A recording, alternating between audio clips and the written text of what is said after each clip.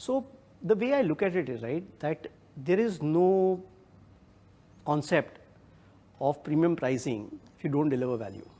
So there is a very interesting book called Seven Powers, which basically talks about one of the powers, which is a concept called brand.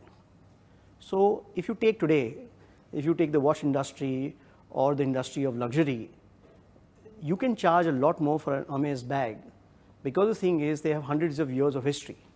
They have maintained quality for hundreds of years. They've never had a sale in the history of the company.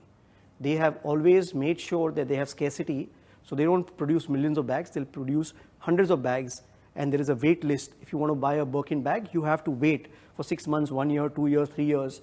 In many cases, like I wanted to buy a watch, that watch company said that if you don't have these 3 watches of ours, you can't buy our watch. In fact, Ferrari, if you want to buy certain models of Ferrari, if you've not owned a Ferrari, you can't buy those models. You have to buy some Ferraris first before you can buy the next Ferrari. So what happens is that I think it's very important to understand that people pay what they think your company, your service, or you are worth.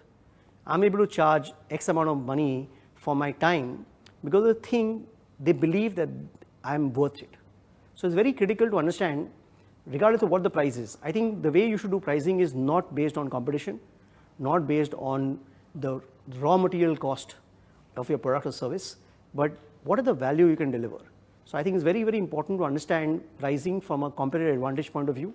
If you get your pricing strategy wrong, then success of the venture that you're planning to do can actually fail. And I don't believe there is something called premium product. I think every single product finds its right price, because today what happens is if it's not the right price, they can always buy some other product. So whatever price you charge, just make sure you work hard in delivering value to the person who's bought your service or product, and then any pricing is justified.